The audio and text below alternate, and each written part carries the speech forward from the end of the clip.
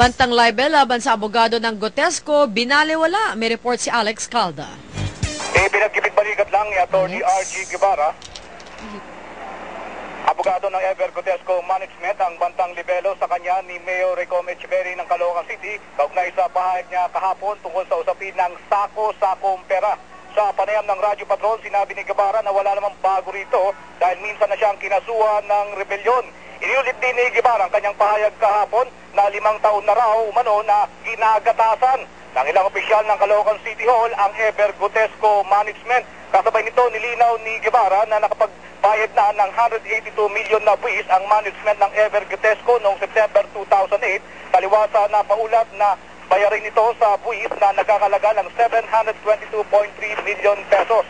Samantala, isang rally ang sasagawa ngayong araw na ito para hiliin ang pagbibitiw sa pwesto ni Mayor Recom Echeverry. Ito ang Radyo Patrol, Alex Calda, ABS-CBN News, DZNM.